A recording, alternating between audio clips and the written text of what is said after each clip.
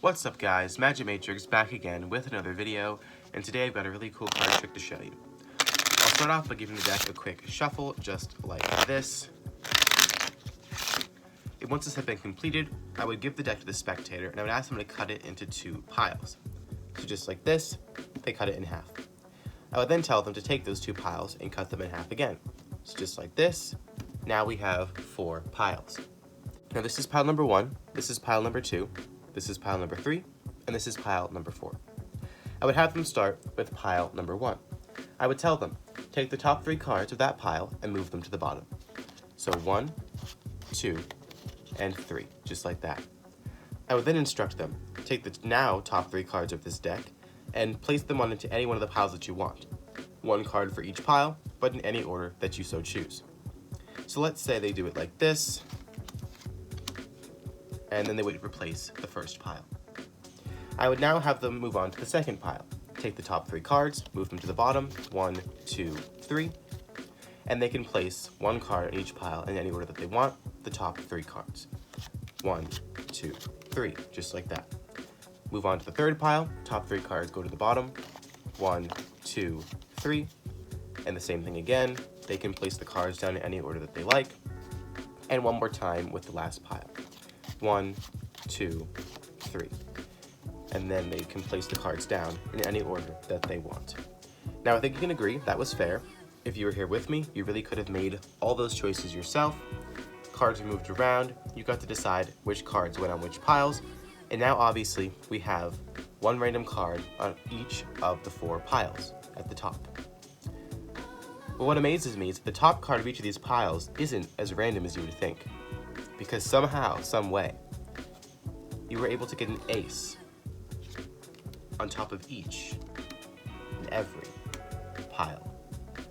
That's the trick, guys, and if you want to learn it, be sure to stick around for the tutorial. Alright guys, here's the tutorial for the trick that you just watched. This is a really great trick called Aces on Top. This is not an impromptu trick. It will require a little bit of setup, but all you need for that setup are the 4 aces. So just take the 4 aces out of your deck, and all you do is place them on the top. That's all the setup is, and then you can begin the trick. Now obviously you don't want the spectator to shuffle because they could disturb your order of 4 aces on top, so you can give the deck a shuffle, just making sure that you leave a block of cards on the top to maintain those 4 aces, and you can shuffle as many times or as little as you want, just make sure the aces stay on the top. Now after the shuffling is complete, you'll ask the spectator to cut the deck in half.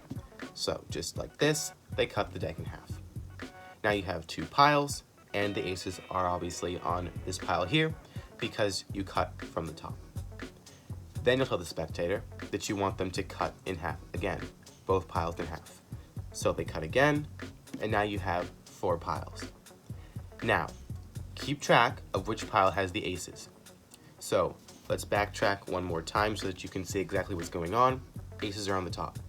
They cut, just like this, so now the aces are here. They cut again, now the aces are here. You want to make sure that the pile that has the aces is the 4th pile. So, if the spectator decides to cut in this direction, the aces will obviously be on this side. If they decide to cut in this direction, the aces are as they are right now, on this side. So just make sure that you know which end the aces are on. So they're on this end right now. So this is pile number 1, this is pile number 2, this is pile number 3, and this is pile number 4. It will be reversed if the aces were on this side.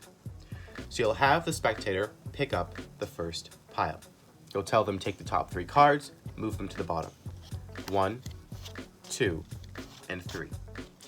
Then you'll tell them to take the top 3 cards of the pile, so the now top 3 cards, and deal them down onto each pile.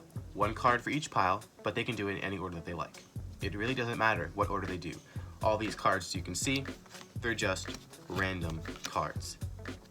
They'll place the first pile back down. Then move on to the second pile, take the top 3 cards, move them to the bottom. 1, 2, 3. And they do the same thing again, just like this. Then they move on to the third pile, top 3 cards are moved to the bottom, and then the now top 3 cards are placed on the other piles. And now you get the last pile. Now, this is how the trick works.